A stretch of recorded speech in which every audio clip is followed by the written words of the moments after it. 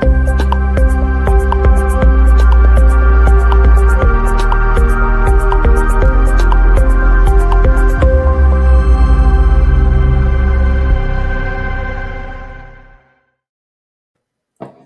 right, we are back. We're gonna let the audience build up. I just bought a little bit of Kodak, a little bit late. I knew this was going to be in play. I just forgot about it on the pharmaceutical, 100% tariff on pharmaceutical, branded pharmaceuticals. I just got in at 650, 657 because that's the 200 DMA. So I'm seeing the 200 DMA break.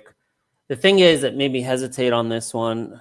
That I didn't do it is because I know from a fundamental level, this is a sentiment trade. They're not ready for this. Their manufacturing plant they've built for pharma is for a key, what's it called? A key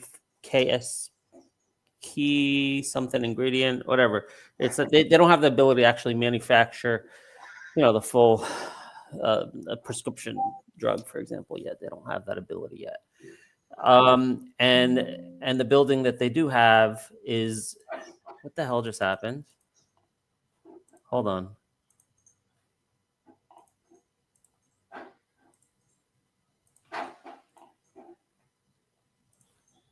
Okay, better. And the building that they do have is it's limited volume and it's already spoken for. It's not like they're going to make more money because of this. So from a fundamental perspective, I just didn't think, I didn't jump at it. But now that we're breaking the 200 DMA, so I got in a little bit at 650 on that news. Okay. Big disappointment in IRX, but before we do that, Tesla, Rhett had a crazy trade, 0 DTE, made some great money in those first few 1 minute candles. So good job on Tesla. Intel's looking strong. I added a little bit more $34 call options next week.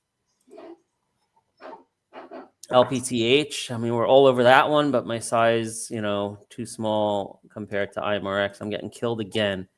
And I got to be honest with you, I don't get it. What was the support level? The gap fill is 716. I think I may have put these levels on. The 20 DMA is right here at 753.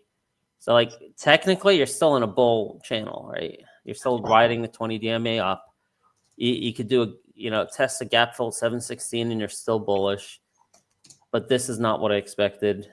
And, yeah, not what I need. Because I'm overweight for short-term horizon right now. So I don't like this at all. But maybe this is it at the 20 DMA. And yesterday's low was 725. So these are the levels, 716, 725, 753. Trying to find support in here. But I don't get it. I don't understand. All the research I've done checks out on this. And I'm starting to worry about this offering at 923. With almost $2 below the offering price, but the volume's not there. Those who want to participate in that offering, if they wanted to buy that many shares on the open market, they'd send the stock over 923 probably. And I think that's the argument for why this deal will stay in place.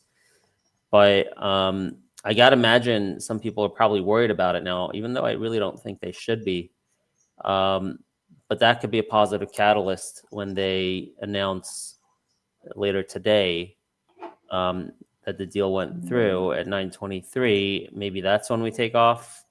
I was hoping that catalyst would come, pre-market. Anyway, very disappointing on IMRX. I'm taking a beating again because that's my largest position. Made some money on LPTH. Here's a little bit of a pullback. Which I'm going to buy. Give me a chance to get in. Don't front run me, please. Market order. Just getting I got in at 726. I sold earlier at 743, so just like a little bit of a scalp there. Okay, let's see. LDI is... Oh, so TONX this is crazy. Look, we're going to talk about this. Yeah, I also feel hope. Yesterday, we kind of saw signs that it was bottoming out. There it is, and you could see it. yesterday was an open red candle, the first open candle since the decline, since the top at 505. So that is a reversal candle. In fact, Progressive, I mentioned it yesterday in the chat somewhere where someone was like disappointed with LDI or something. I'm like, yeah, but if it moves like this, if we close this price, it'll be the first open candle. And now we're seeing follow through with the second open candle, low RSI. It does look like it's bottoming out. But I lost so much money in call options. I can't do call options again. I just have my common shares, and we'll see what happens with that. Hopefully that comes back. I'm stressing Kodak here. Guys, please go ahead and share this stream everywhere you can. Like, retweet. Let's build up a nice audience. We're about to interview in 20 minutes TONX, and this is crazy opportunity. And here's some news. Oh wait, let's get more people on, and then we're going to share some news. Ross is adding you at 1725. Pull back to red after going to 1878. So Ross, one of the better traders, one of the best traders in our Discord community. So in any case, yeah, I want to reveal a little bit of TONX news here before the 10:30 a.m. interview, but let's get folks on. Once we hit 200 people, we're about to get to 100 people. If you can share this link, interact with our tweets, like, retweet, comment. Let's build this up because I want to have an audience here before I say what I want to say about TONX before the interview starts. Okay. All right. So I don't have to repeat myself. So let's build up that audience. The sooner we get that audience, the sooner I can reveal some interesting things about TONX. All right. Kodak. Ooh, got in at 650. Gap fill here at 673. Almost at 673. I'm almost afraid to see my account balance right now after what the hell IMRX is doing to it today. Taking it on the chin again. All right, from 650, I'm taking a 20-cent scalp. At the gap fill, 673. Just sold there at 670 at market order. So I'm out of Kodak, 650 to 670. I'll revisit that for re-entries. Could keep going, I guess. Let's look. Powerful catalyst, at least from a sentiment perspective. But yeah, I think I'm good leaving it there. The RSI leaves more room to the upside, but I'm gonna wait to see if we get a pullback. I don't think I'm gonna chase that here. Okay. All right, let's see what else. Right up to that gap fill, 673. Look at that. To the penny. Let's see if it gets rejected at the gap fill or if it keeps on going. All right, we just hit 100, folks. Let's get that. Let's double our audience. Rhett, you tagged everyone in our Discord? Yep. All right, folks. Folks in our Discord, if you can go and interact with our tweet, give that a little retweet or whatever. That'll be nice. Let's build this audience up.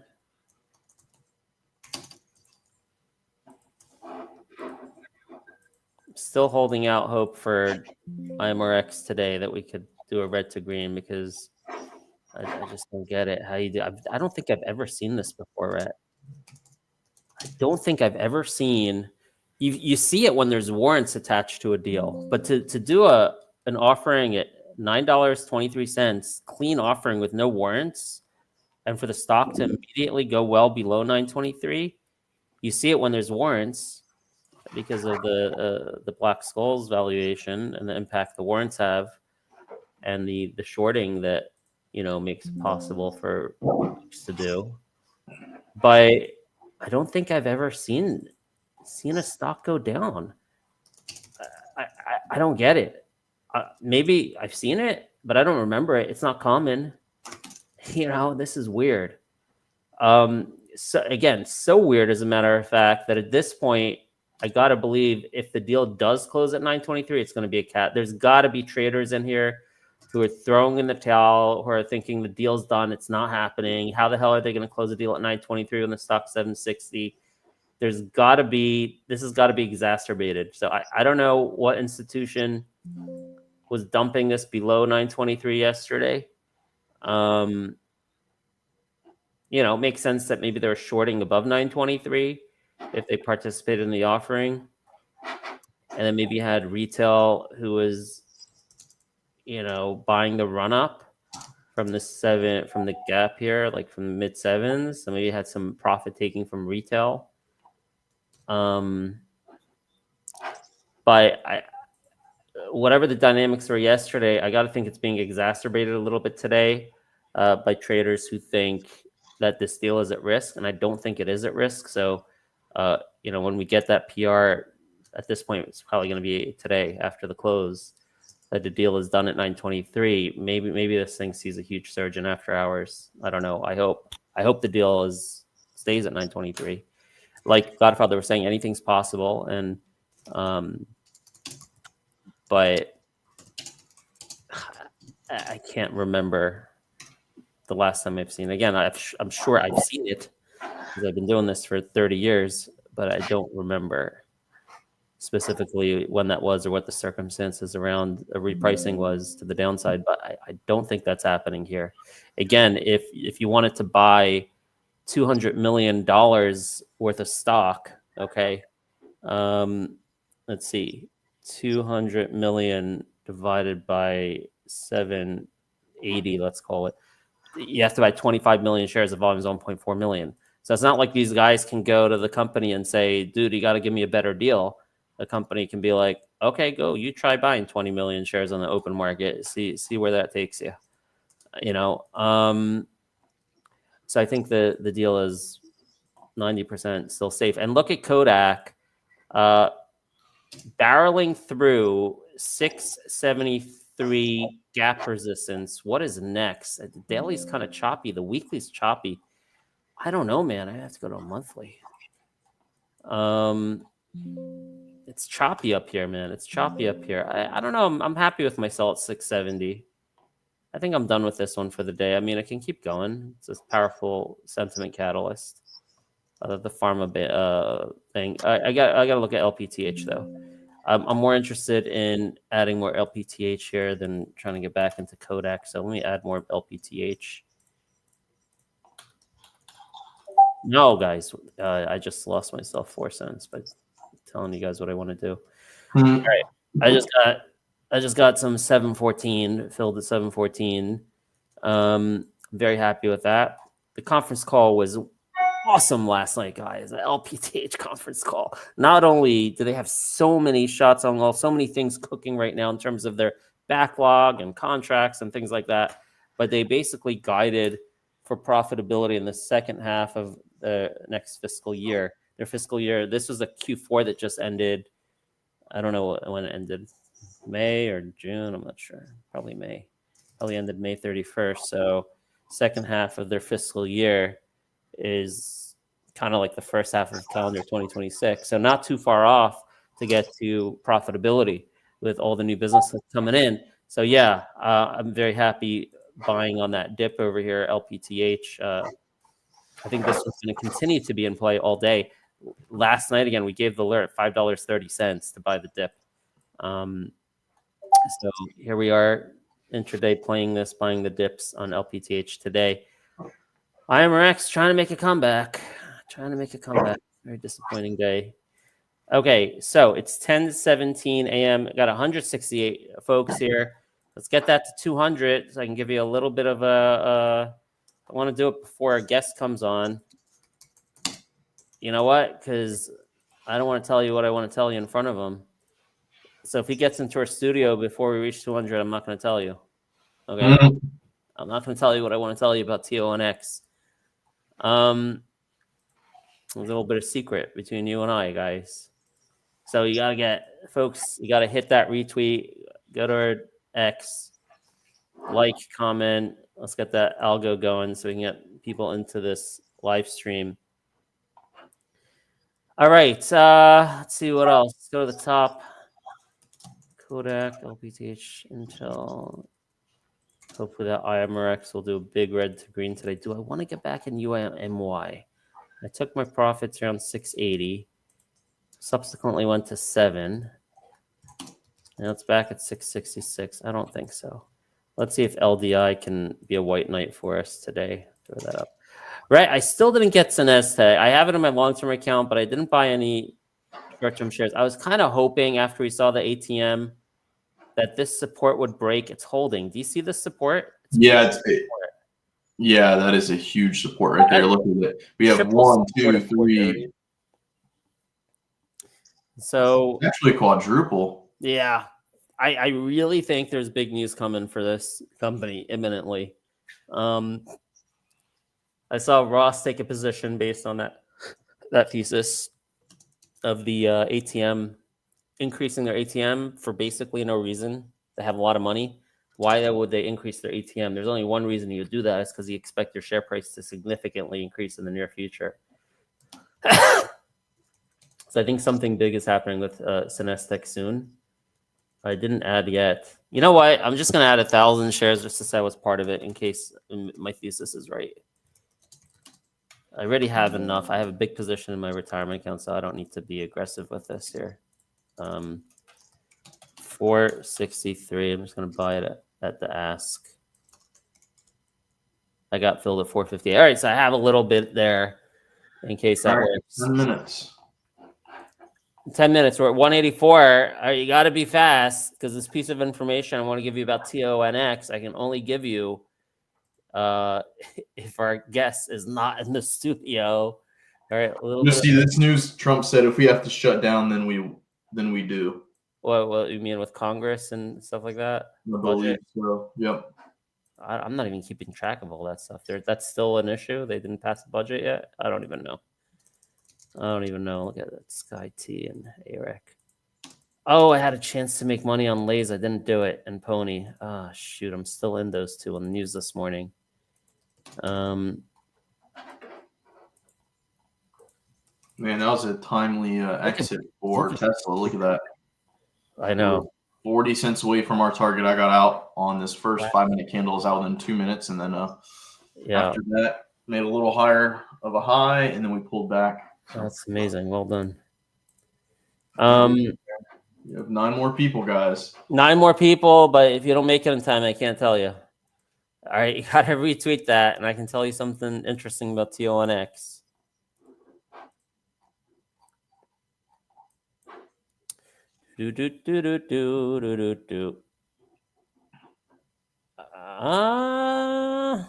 Seven more people, 6 more people. Let's go. Hit that retweet.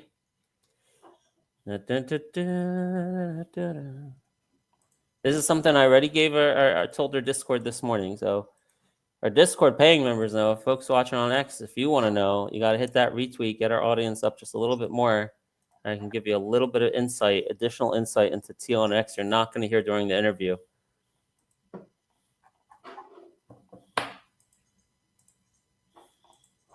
$196.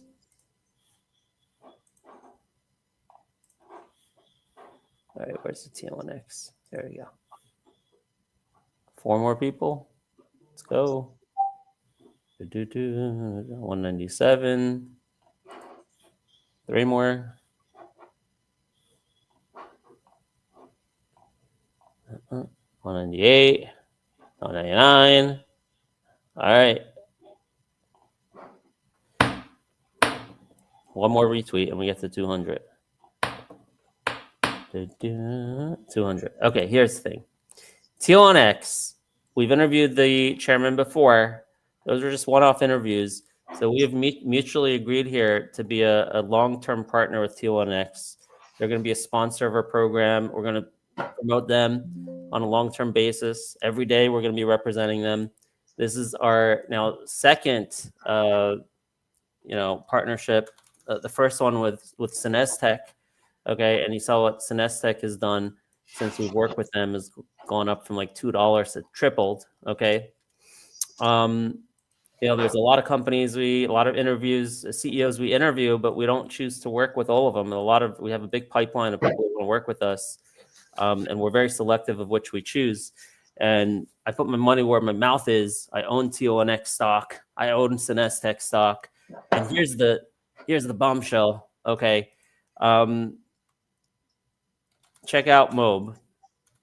Okay, we interviewed the CEO of Mob, not in a long-term relationship with them, but we kicked off a huge marketing campaign for Mo, which I think the stock was around 450 when we interviewed the CEO, and it's just gone parabolic to 10. What was happening here? A lot of the relationships we have with these publicly traded companies are fed to us by a marketing agency, and we are usually the start of a campaign, okay? Because we do great CEO interviews, and they want to use those CEO interviews as like a content that they can amplify all over the internet. So I can tell you that when we interviewed that CEO of Mob, we're a tiny part of a big marketing campaign. And I believe the same thing here is happening with TONX. Okay. We're kicking things off today. And I believe that we're going to be a small part, based on what I know, of a huge marketing campaign. Holy. What's that? Crocs is flying on this news. Sydney Sweeney has added another fashion campaign to her resume. CROX? CROX. Holy crap. Is it halted? No. Popped up right here. Hold on. Please don't halt again. Don't halt. Oh, no, I'm getting in. I got in Crocs. Huge volume coming in. When it comes to Sydney Sweeney, you don't ask questions. You just buy. Okay. I just added at market common shares. I need to add. Okay, let me delete this one. Delete this. Delete that. Then we can go over here. Topics. Default. Okay. CROX. Thank you for that alert. Yeah, of course. That was Colex in the community. He's always on top of news like that. So are we Colex? Add to watch list. What the hell? I'm doing something wrong. Topics. Price low to high.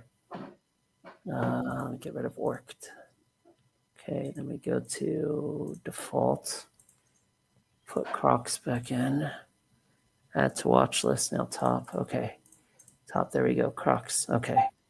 So 13 on X. Let's do that. Look at Kodak back above that gap fill. Okay. Let's look at Crocs. Let's look at the daily chart. 20 DMA is at 81.76. Ooh, I might get some call options too. I'm too slow. I should have looked at that daily chart earlier. Crocs. Let's see. Calls, expiry. I can't do same. I don't do same day, guys. I probably should, but I don't. 78, 80, 80. I like the 80 ones. $80 call options. Well, what's the news exactly? Can you find it for me? It was the Hey Dudes. So she added another fashion campaign to her resume, appearing in Hey Dude's latest ad. Oh, just appearing in an ad? Yeah, I think she started a new campaign with them, it looks like. I'd have to see this. Or is it like a partnership that's been PR'd by the company or something, or no? Yeah, it looks like it was PR'd by the company, but this came out from Page 6. I've never heard of them before, so. All right, hold on. 20, 40, 90. Hold on. Let me check. Let me check. I want to check. There's no press release on it from Crocs. This is a little different. Page 6. I see it. 10:27 a.m. It just hit. Okay, came out at 10:21 a.m. and Benzinga just put it out at 10:27 a.m. Latest campaign for Hey Dude. Sydney Sweeney has added another fashion campaign to her resume, appearing in Hey Dude's latest ads. What the hell is Hey Dude? I thought it's Crocs. No, Hey Dude's bought Crocs. Hey Dude's is like what everyone wears. They're like slipper shoes almost. Hey Dude is a brand of Crocs? I believe so. I believe that merger happened a little while ago. It was a pretty big merger, if I remember correctly. Yeah, I'm reading the article. Okay, it's a pretty... 2 minutes, guys, till we kick off the TONX pretty executive chairman interview with Manny. And he's in pretty extensive article. I just scanned there on page 6. So, okay, hopefully that'll continue to have legs. I got common shares, and I got a couple $80 call options for next week. on Crocs. All right, so 2 minutes TONX interview. We're going to be kicking off some exciting things here for the next month. So you want to tune in. Got some interesting things to talk about, exciting things. You don't want to miss this, guys.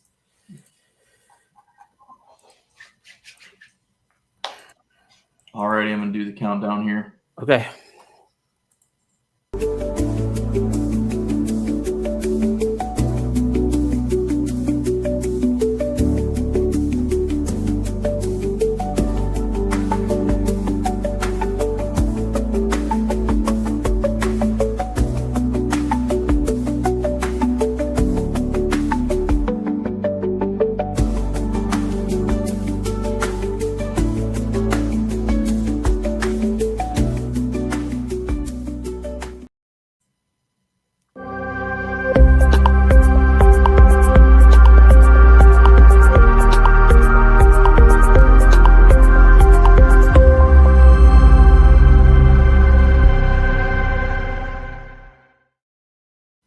Good morning, Manny Stotz from TONX. How are you doing this morning? I don't hear you. You got to fix your mic, Manny.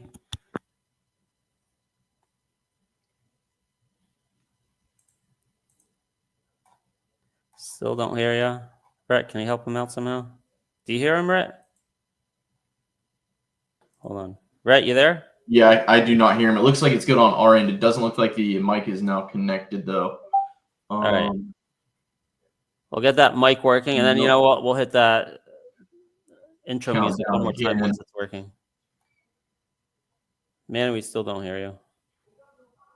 Check your mic input settings. Hello, hello. Yes, yes, we hear you. Now? All right. We'll run it back. Yes, Rhett, hit the intro music. Sorry, again. Guys. Yeah. Okay. Hello, guys.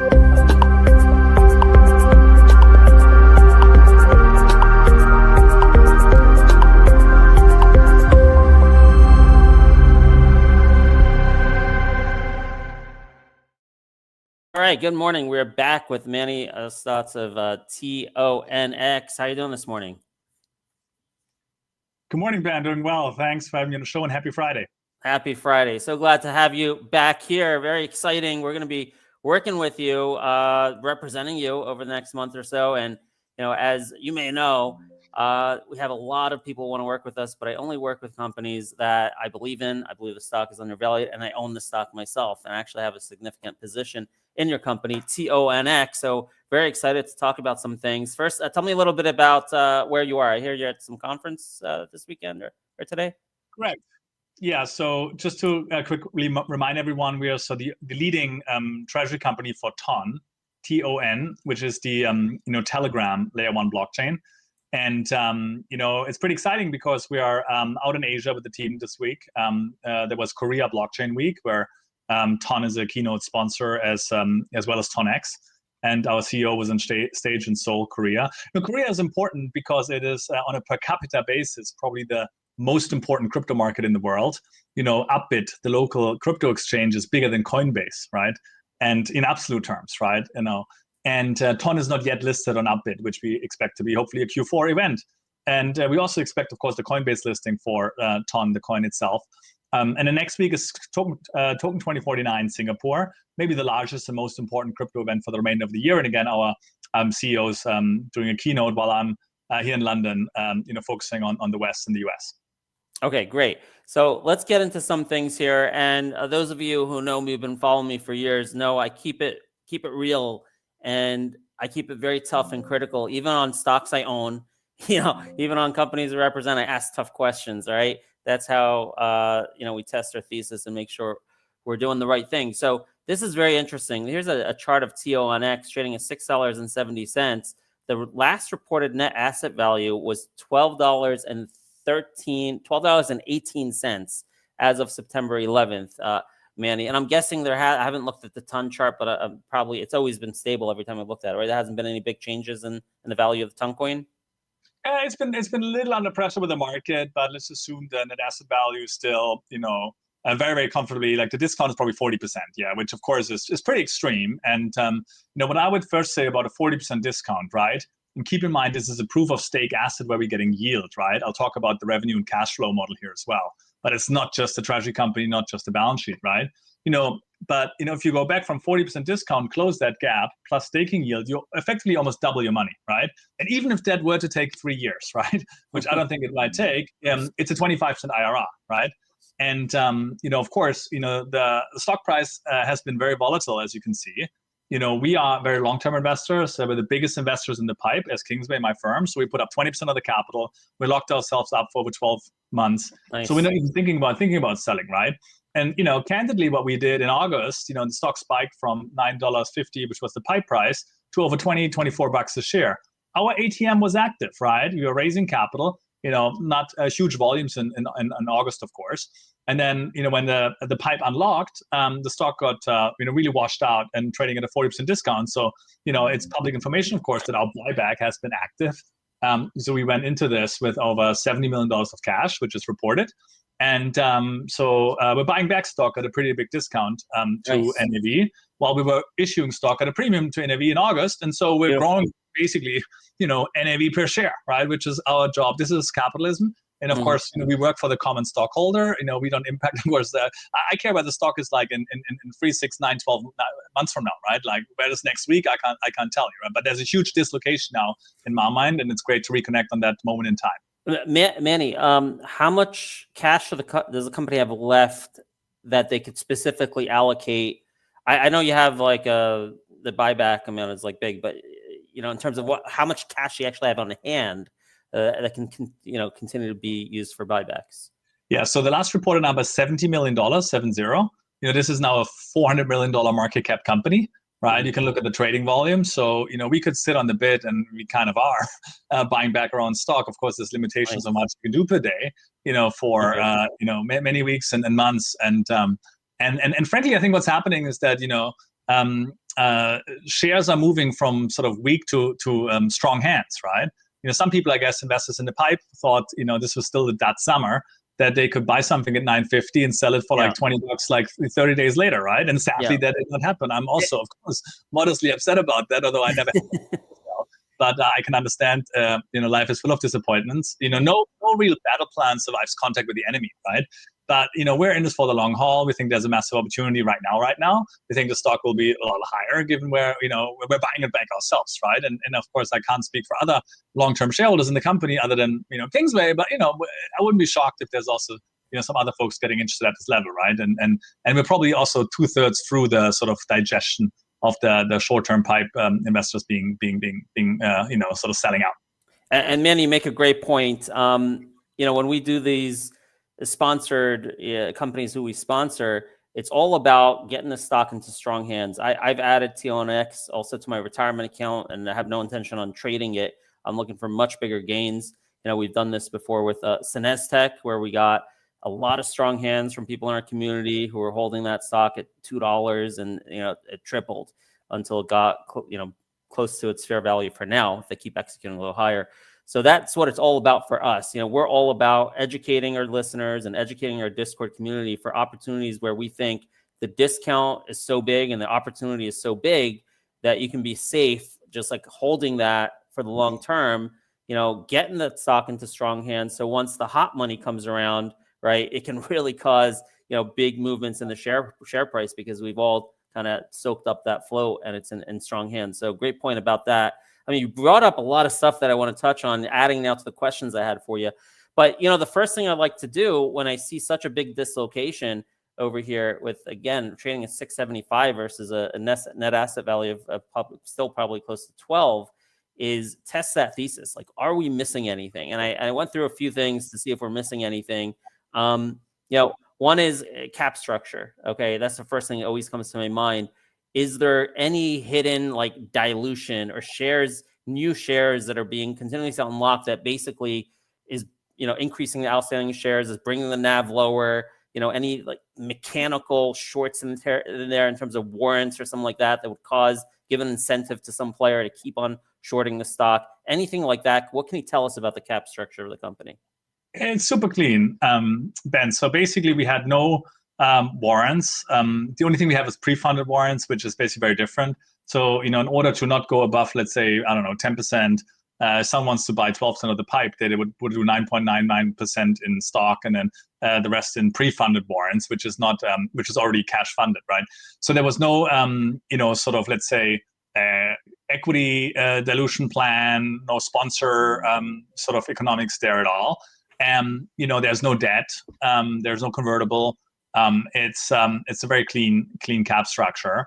I think that the company, of course, being net cash and also being cash flow positive, right, is something that we haven't probably talked about enough. But you just threw it in there. The company's cash flow positive. Well, so let me explain what's happening, right? So we have a treasury of 217.5 million Toncoins, right?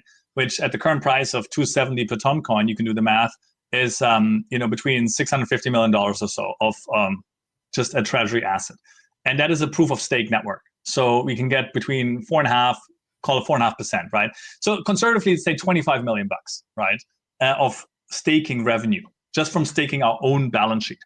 And we are not fully staked yet, but that should be done within, let's say, 2 to 3 weeks, right? I mean, it's basically something where you could do it all at once, but you're dealing with basically large amounts of money, so you want to be very sure that you do it in a responsible way. Like a couple of weeks is fine.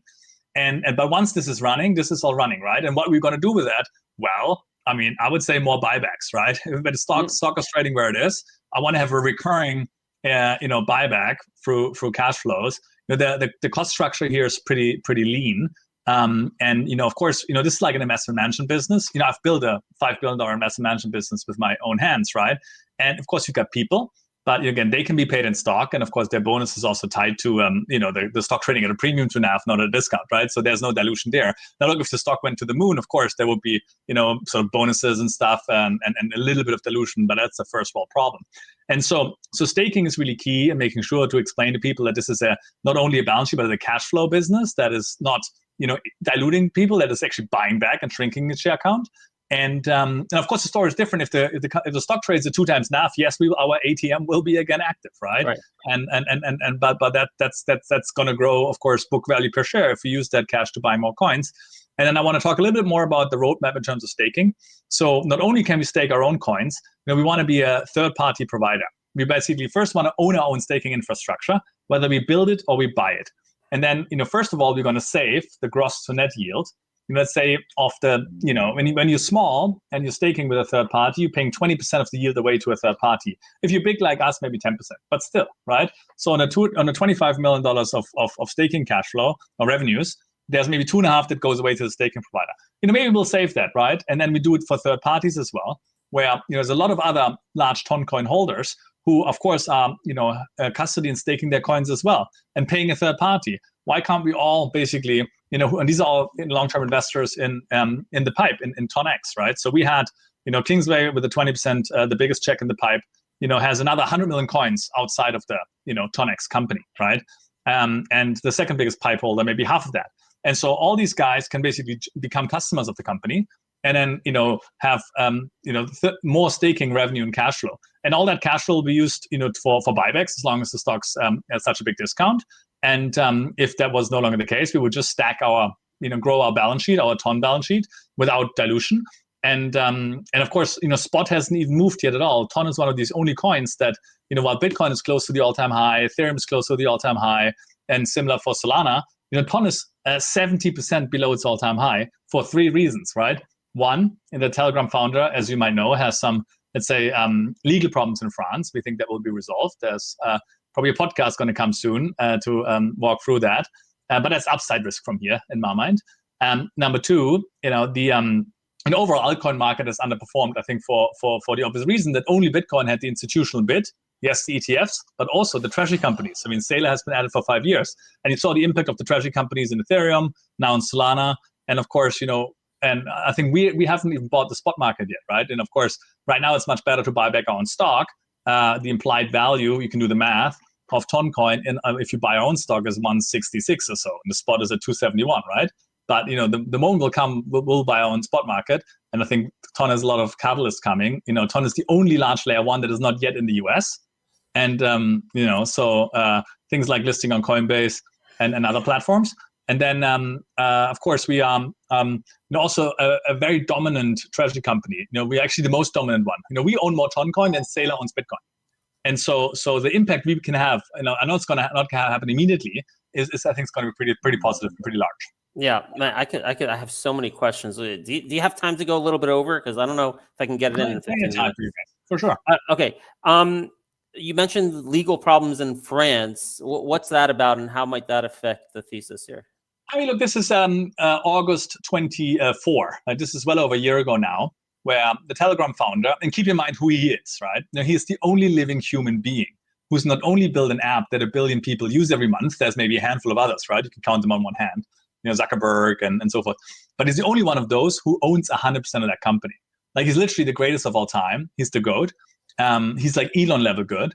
And he's been arrested in France. Arrested is a big word. He was basically collected from the private airport, released after 24 hours, but he's been under sort of house arrest.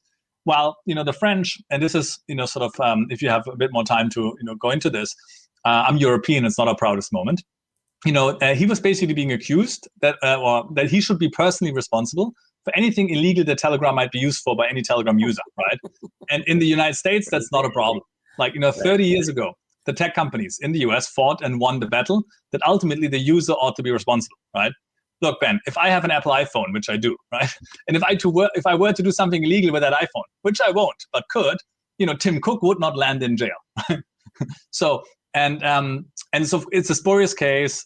It's been kind of thrown out at every instance. The founder of Telegram lives in France, or was visiting France, He was visiting France. He's a French citizen, also a citizen of course other countries. Headquarters are in Dubai, and the reality is, Ben, now of course you'll hear this on Lex Friedman hopefully quite soon.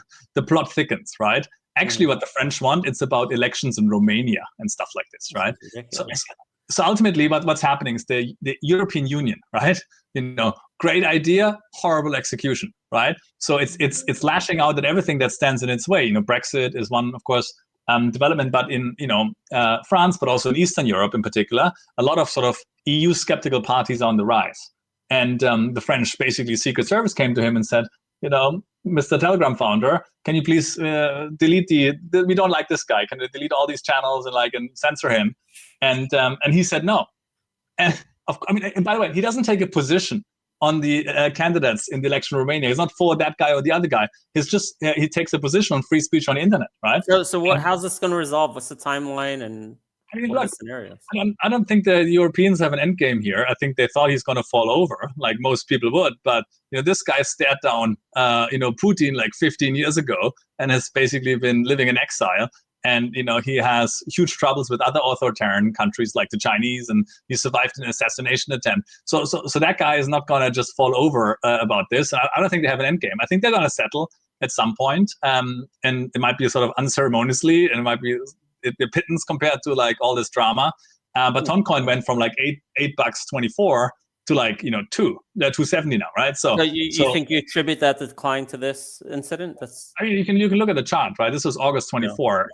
The travel ban has been relaxed already. He was not allowed to leave France for a while, and since March he's been able to leave France with permission to the French. He wanted to go to the United States. The French said no. He has a standing invitation by Joe Rogan and Lex Friedman. Lex came to see him. So he can go to Dubai, which is where he's largely based. He's going to Kazakhstan apparently as well. So, but there's still a bit of travel restrictions. But I think the case will ultimately be resolved, right? And I think that's clearly going to be an upside risk for TON and for TONX, right? Yeah, great. I appreciate you so much for being transparent about all this, because you got to test it. This is how stocks go up. When there's like things that maybe a cloud and people aren't sure what it means, and just assume the worst. But we got to talk about it. We got to bring all this out so we understand, like you said, the risk is to the upside, so people understand. And how much the upside, right? If TON goes back to the all-time high, TON is a triple, right? And then if the discount closes, that's almost a double. So you're talking 6x. And then just where it kind of should be. And then, forget the fact that Telegram is 1 billion monthly active users and it's growing, right? And TON is the exclusive blockchain for Telegram, and TON is not yet in the US. And people haven't heard about TON in the US, which is something, of course, even your listeners probably don't know much about TON. They have heard of Telegram, but if you give me a Telegram handle, as I think told you last time, I can press a button and send you Toncoin or stable coins on TON, and for a fraction of a nickel at the speed of light. And I think that's going to be, content is king, but distribution is the queen, and she's wearing the pants, right? Okay.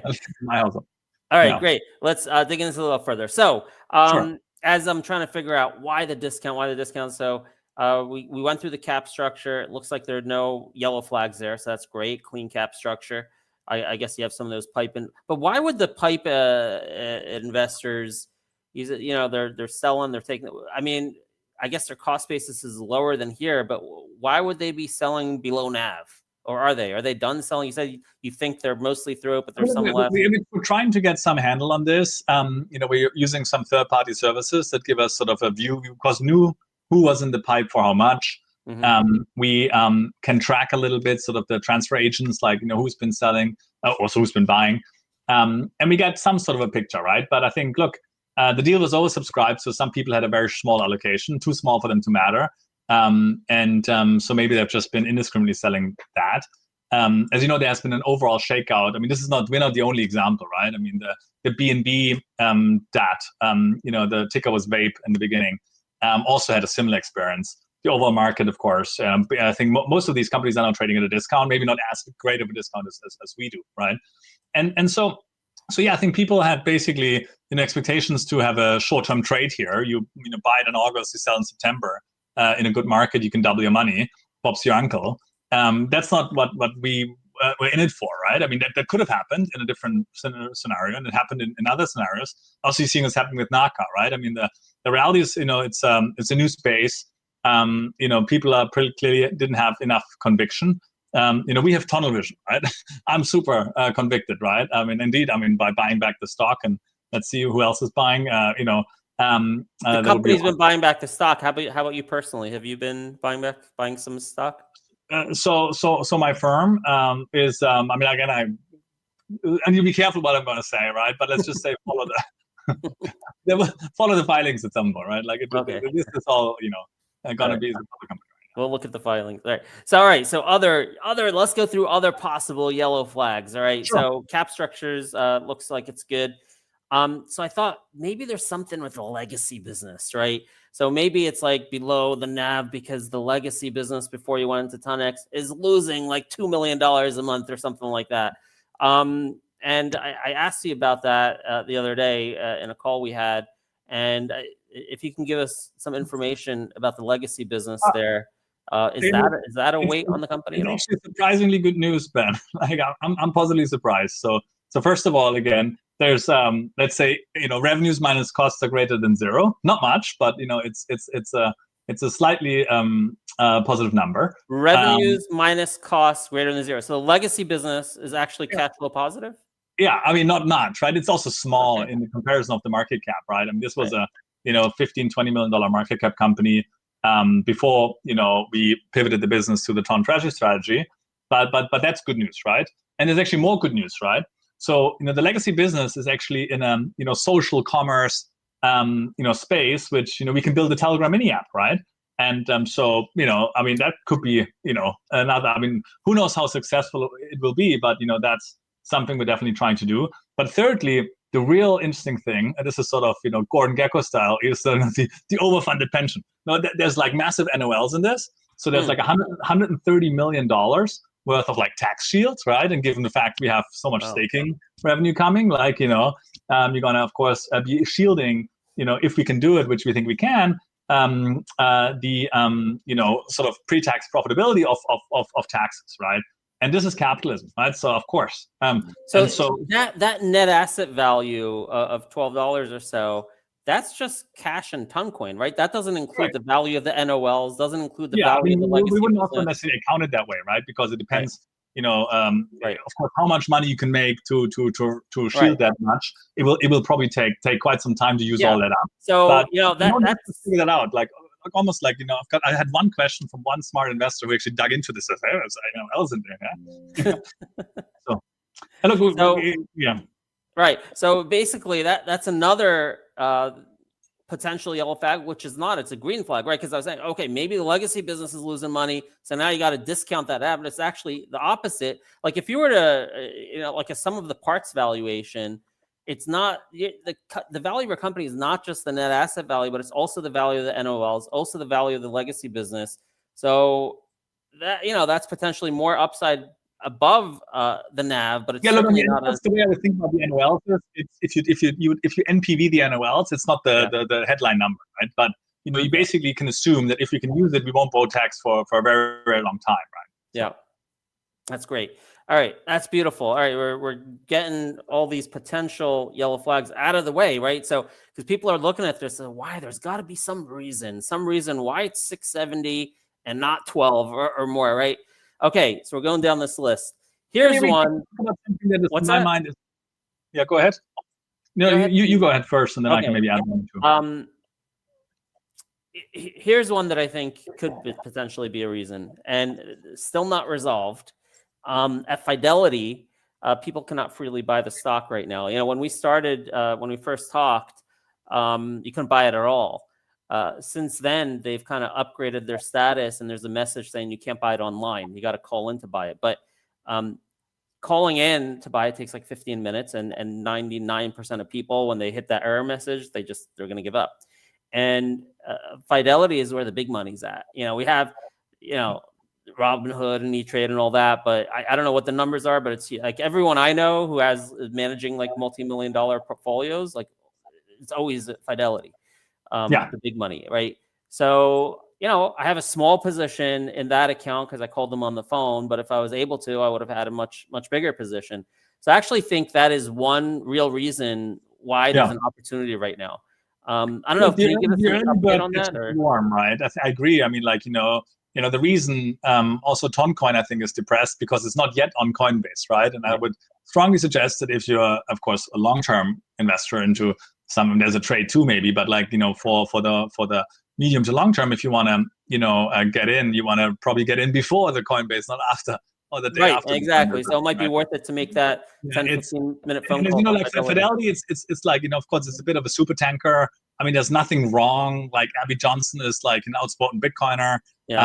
They, of course, will in due time, they're allowing it over the phone now, and it just has to go through the bureaucracy there.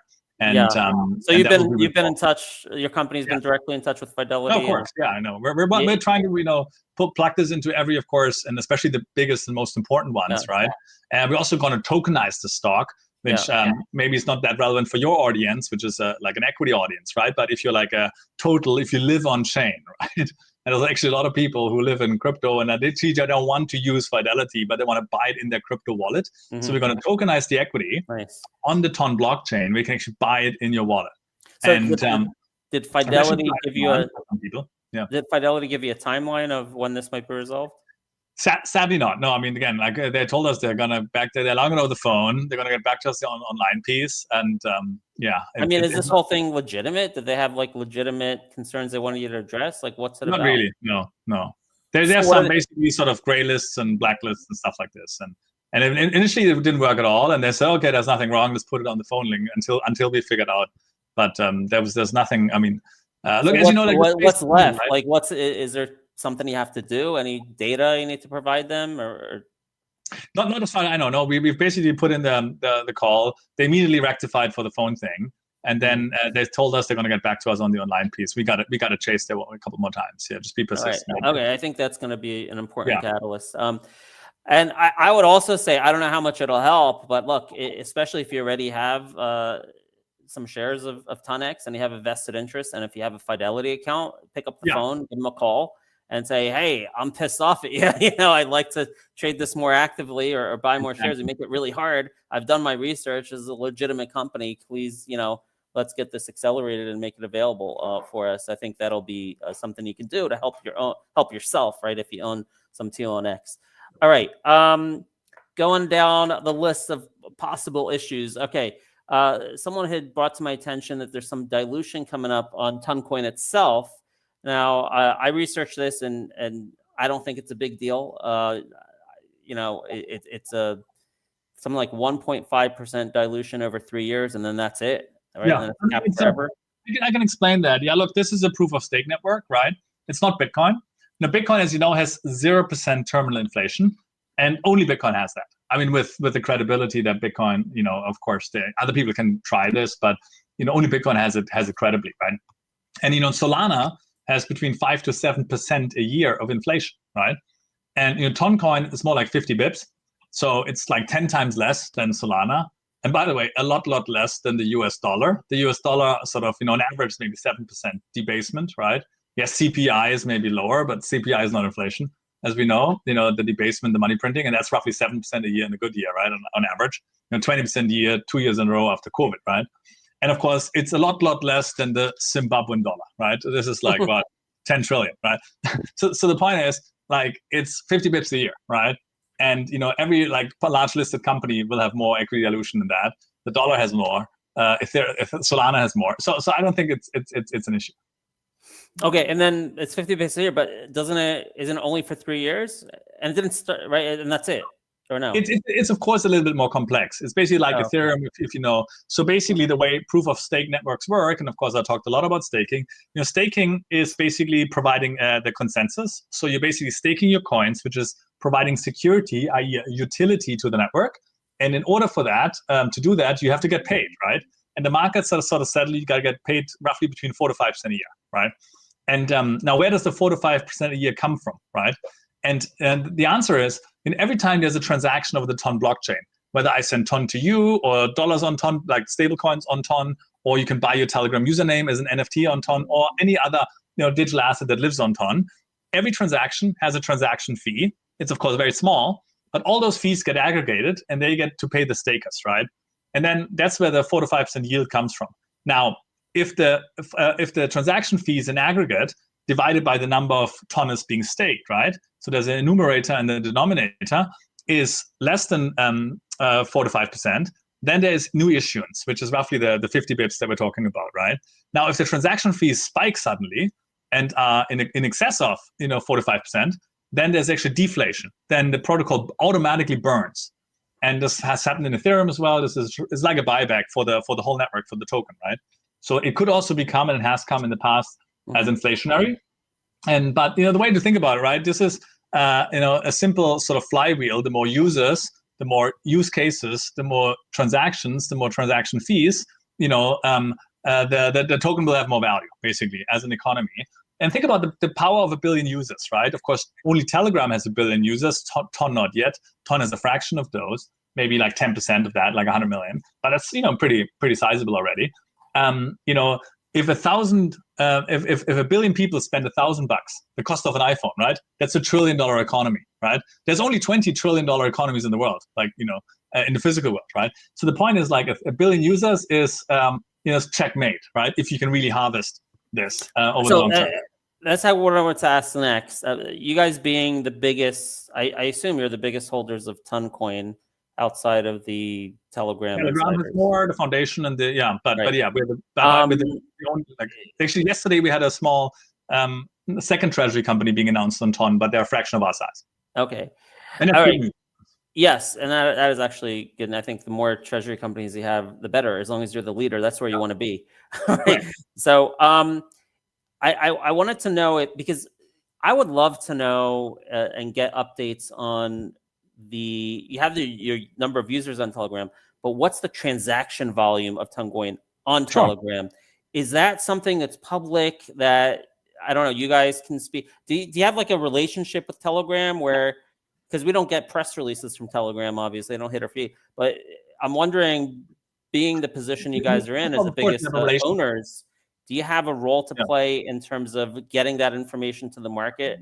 And do you have the blessing of the company or to kind of tell us about what's going on with Toncoin and the actual transaction volume or any other metrics that might be interesting for people to know about? Yeah, yes is the answer. I just also pinged you in our studio chat a link to something called TonStat. As you know, in Ethereum and also on the Ton blockchain, all the on-chain data at least is public information, right? Everyone can see it. So you can see how many daily, monthly, yearly active wallets are, how many unique addresses, what's the growth in that, how many transactions, how much fees. All this stuff is public on-chain, right? Now, the one thing I would say about the Ton blockchain is that there is a lot of sort of off-chain use cases being built by Telegram that are then being put on-chain. Last year we had a phenomenon called Notcoin, which, it sounds ridiculous, but people could tap their screen, there's a game, and every time they tap, they get like a fraction of a penny, right? So, and people were doing it, and of course, and that was first done off-chain and put all on-chain. So last year, you had this massive spike in metrics. And right now, what is all the rage is Telegram gifts. So, Snoop Dogg has done a collection. There's going to be many other, especially US celebrities doing gifts, which you can then attach to your profile, and sort of it's like a flex. Basically, you have a Snoop Dogg, a limited edition. It's a bit like what happened in the NFT craze in 21, where people could link their Bored Ape to their Twitter profile, right? That sort of thing, right? But of course, Telegram has more users than X, right? And has blockchain integration, which X doesn't yet have. Elon's working on it, right? And so I think people will really be surprised to dig into the Ton ecosystem. And we appreciate it's not that big in the US yet, right? The wallet only became available in July, so that was 2 months ago, right? In the US, Telegram is 87 million monthly active users, so it's sizable. It's also one of the fastest growing markets for Telegram in the world. No single messenger dominates the US, which I always find surprising as a European. And I can explain why that is. But in Europe, you had like 40 different countries, right? You had massive roaming fees. So SMS was never free. So WhatsApp is much bigger outside of the US than inside of the US. It's big, but not nearly as big as it is outside. No one uses iMessage outside of the US, really, right? And Signal is there, but it's only there in sort of certain crypto, political, and maybe journalist circles. And then there's Telegram, right? And so I'm not going to say Telegram's going to win the US market, but I think it's going to be a contender. And it's the only one that has blockchain integration, right?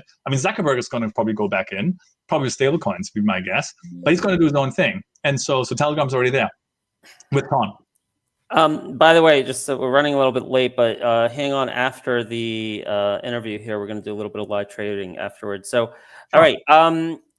So what I was trying to get there, the part of that question was, I wonder, has there been any kind of official communication from Telegram, or is there an official relationship with Telegram or the owner of Telegram in terms, does he have a board seat? Will he have a board seat? What can be done here? Or are there any plans to, make this relationship stronger with Telegram? Again, it's also all public. You should go on, I guess, X, if that's your platform. Follow the Telegram founder, Pavel Durov, at Durov. And upon launch, he made a number of very complimentary, posts about us, explaining that this is super exciting, that, MicroStrategy was a $1 billion company and then became a $100 billion company. We're doing the same for Toncoin. Of course, we started roughly life as a $1 billion company. We're now a $400 million company, right?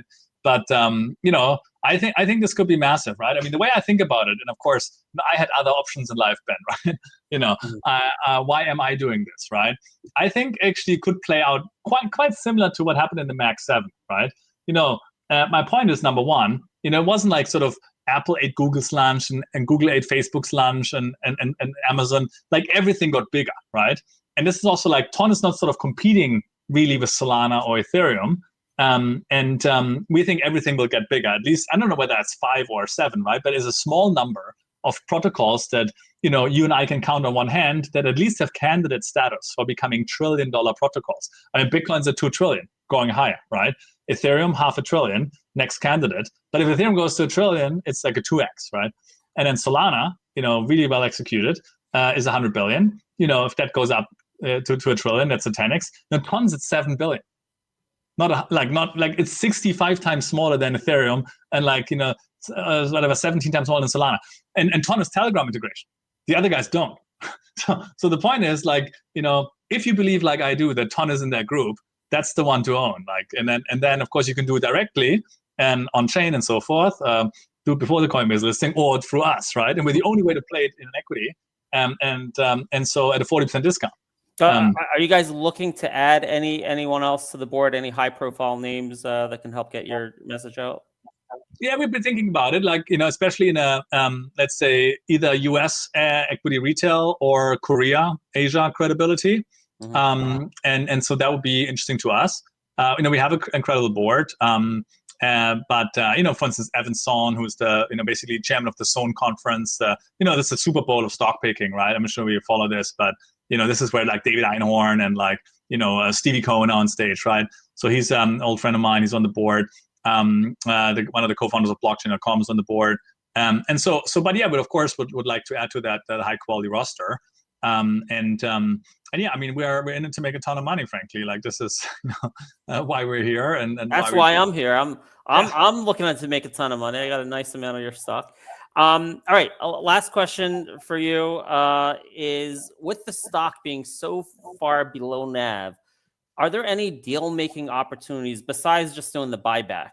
I don't even know if it would make sense, but I don't know what it makes sense if some outside investors, wow, your stock's really cheap. I mean, would you sell stock to someone at like, how much is your stock again right now? It's at 670. I mean, would you bring some outside investor to say, hey, give it to them at $8 or $9? I don't know, $8 because they won't be able to get a lot on the open market. But is there any deal making you can do that can, give a sudden boost and raise the valuation of your company quickly, while we wait for this to get towards NAV? Yeah, we've of course looked at sort of all the strategic options, right? I mean, of course, buyback while we have a lot of cash and then also the staking revenue coming in. For me, that's a no-brainer, right? Now, you could even go further. We could, frankly, sell coin to have more cash to buy back and do it faster, right? We don't have to do that right now because, we have a lot of cash and we have more coming in. And so we're not at a point where we look at that option. And of course, also we don't want to put pressure on the spot at all, right? But that would be an option. Like if we have if there's still discount still exists after having exhausted all our cash and so forth, right? Now, look, there are some strategic discussions. People are pitching convertibles to us. With a convertible, what you could do is you could basically issue convertible where the conversion price is at above NAV. Because clearly we don't want to issue the primary stock below NAV, especially if we don't have to, right? That would be just dilutive. But we could do a convertible where we would have the conversion premium, which of course is above the spot price, then above NAV, and then of course we have more cash. We could buy back more stock with that cash or buy spot Toncoin. We think it's sort of the right idea, maybe the wrong timing. Like again, it's not like we're capital constrained. We don't want to be seen of doing anything like sort of.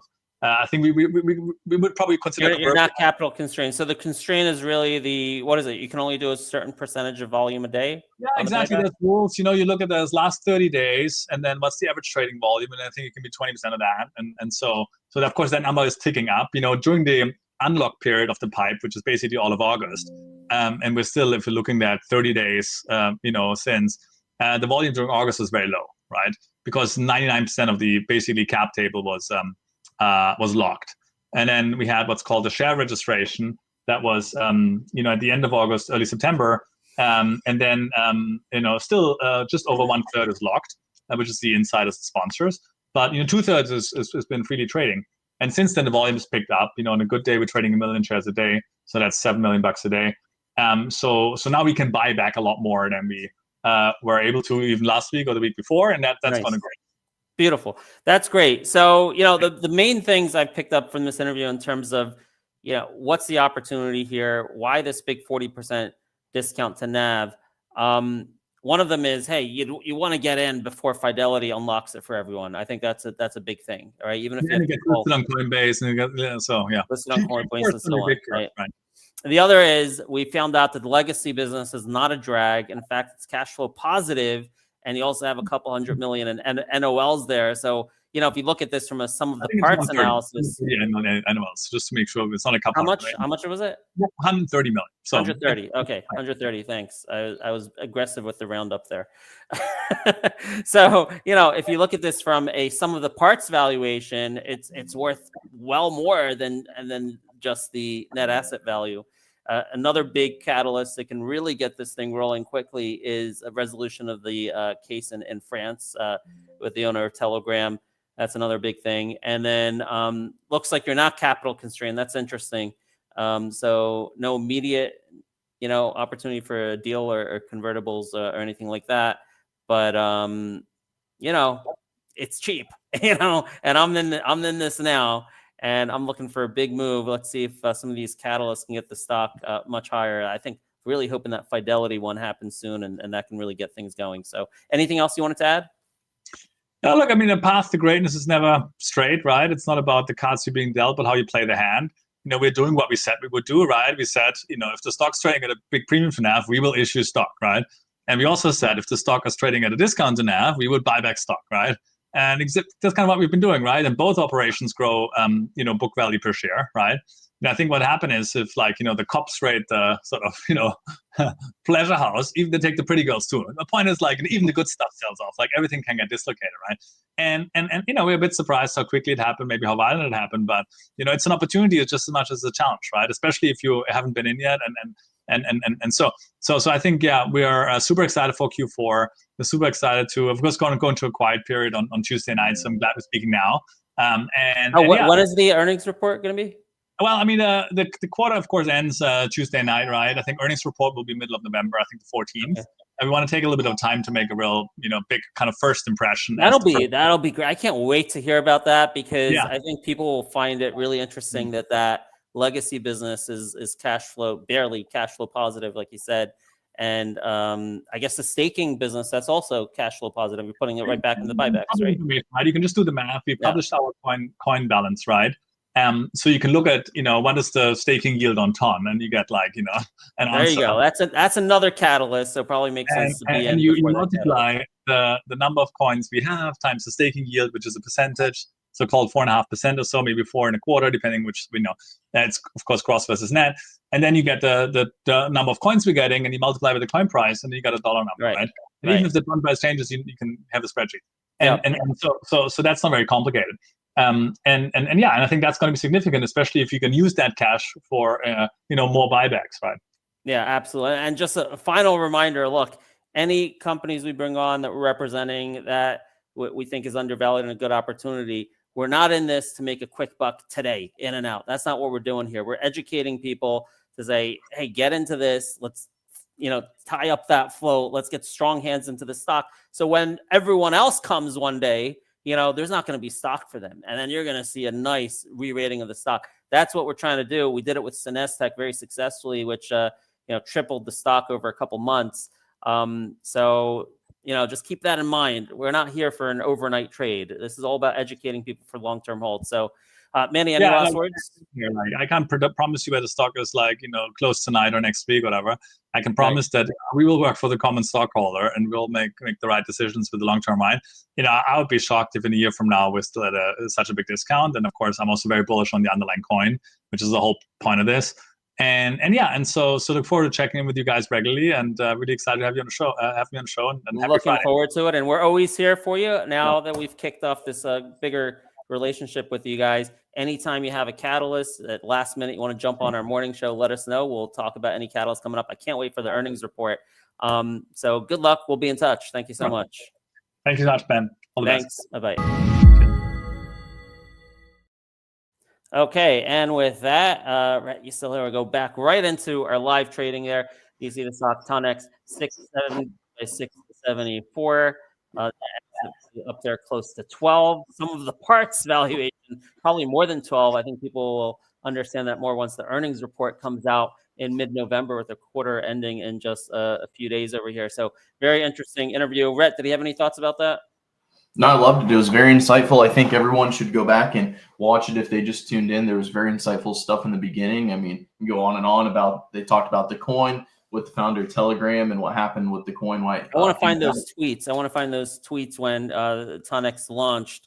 We'll get that amplified. I'll do an advanced search for everyone and then look at our feed here in a little bit, and I will retweet that on the story trading page. Yeah, absolutely. Make sure to follow us. And that's the best way to keep track of everything that's going on with TONX here over the next. Look, this is an amazing opportunity, especially down here, especially with the NAV being over 12. I mean, it's just a matter of time. The story still has to get out there. So once the story continues to develop, I mean, we'll start to see this re-rate. Absolutely. And give Fidelity a call. I can't, because honestly, I would buy a lot more. Should I call him? I'll start complaining for my Roth account. You should. I mean, yeah. Because I would buy a lot more if I was able to. Sorry, Manny. It's just hard to do it on the phone, man. I did a little bit, but it is what it is. They got to get that approved, and we'll see the volume and the share price going up, I believe, pretty quickly. All right. Let's go into our live trading. What's going on over here? IMRX making a comeback. Disappointing here so far, but obviously, we like to see a comeback. Let's see if we can do red to green on IMRX today. We'll get into Crocs in a second. Other topic here. Intel doing good, holding its own. I'm still in this. Haven't sold any today. Added a little more of those $34 call options. I did get Crocs. It was right before we went live with Manny. Some news about Sydney Sweeney campaign and Crocs. I looked at the daily chart and I liked it. I was like, dude, maybe this can hit the 20 DMA by next week. 81.74. It hasn't quite worked out. I bought somewhere in here, probably around 70s high. Well, probably around 78 to be honest with you. Like, some down on. Am I down? Let me see. Crocs. Yeah. I bought it 78. Okay, I bought $78, down a little bit. Also picked up a couple call options for next week, $80 strike. We'll maybe talk about that Crocs just a little bit more. I just want to do a quick overview first. LDI continues to disappoint, very sadly. You got support at 3. Gap fill there, 3. 3, 3, 3. Was not a top pick for today, but I'm swinging this. I'm losing a lot of money on it, unfortunately. While you were on the show, I did pick up more Tesla call options. I'm only up. Oh, you killed Tesla this morning. A little over 10% on those now. Nice. If we don't break above this level right here, around this 428, like 70, let's call it right around there, I'll look to be out this trade because it'll probably just chop around. But if we do break above that, look for a continuation to the upside there for Tesla. Okay, and then Light Path. Another topic of the day, LPTH. We picked up the dip earlier. Let me see if it's worth it for me to sell some or not. Let me see. I forgot what prices I got in it. Let me check. Probably. I bought at 726, 715, 510, 10, 720. 720 average. I picked up some shares. So let me sell some here at 748. But another top pick of the day, LPTH, doing pretty good over here. So IMRX trying to break green, Intel doing great. These are our top 3 picks of the day, and actually they're all looking pretty good right now. And then Tesla was one that Rhett added this morning on that Dan Ives news. But IMRX looking good, Intel looking good. All Intel's of looking great. Picks, yeah, all of our top 3 picks looking great right now. So that's good.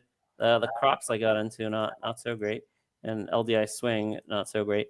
All right, we traded Kodak earlier from 650 to 670. Yeah, 20 cents.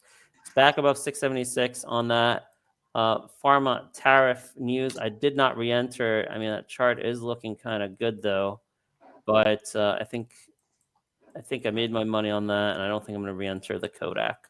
The Light Path though is looking really interesting. Wow, I just sold some at 750. Let me see how much I have left. I only have a 3.3% position left. That's been a nice winner for me last night and this morning. So IMRX, Intel, LightPath, our top 3 picks really starting to come together right now. Oh, it'd be beautiful if we could do a red to green here on IMRX. So top 3 picks of the day looking good. That 4th one that you added, Tesla. If you're a good trader, it's good. The first few minutes were good, but as far as the chart from open to close, I don't think as good as the other 3. Not going to be as pretty. Well, it's actually better than IMRX, but I'm hopeful IMRX really blows up any second. Let's see if that happens. By the way, I was adding IMRX aggressively to my retirement account this morning at $8. Again, we could see a catalyst after the close at that the deal closed at $9.23, and that could really light a fire under it. And after hours, let's hope that happens.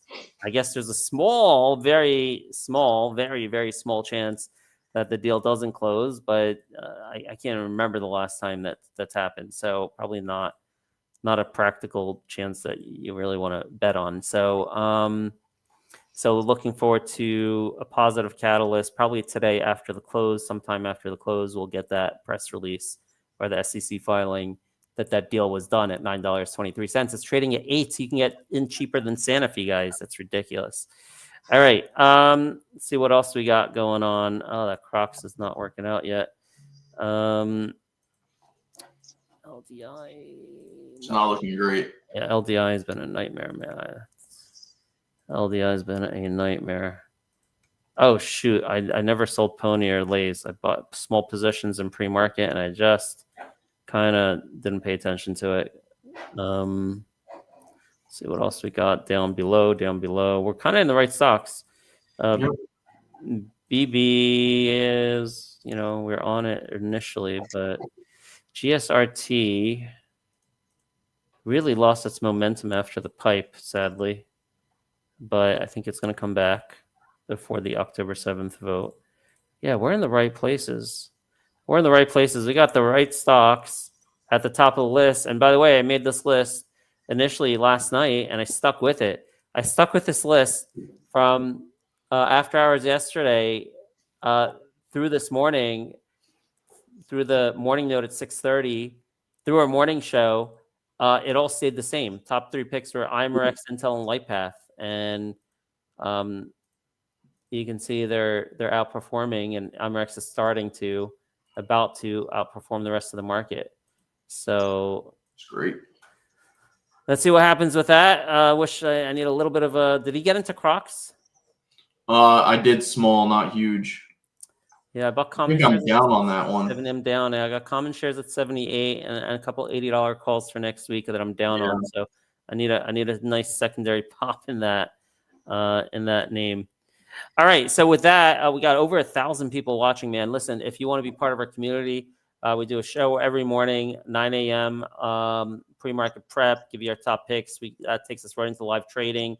Again, we do that for our Discord every morning, plus a pre-market newsletter that I send out called the Daily Note every morning at around 6:45 a.m. I send that out. And we have other analysts in our community. The Godfather Knows, Laptop Travel, Dougie Fresh Picks. And Laptop Travel and Dougie Fresh Picks put out their own documents and their own newsletters every single morning. Actually, Dougie Fresh Picks does the night note the night before.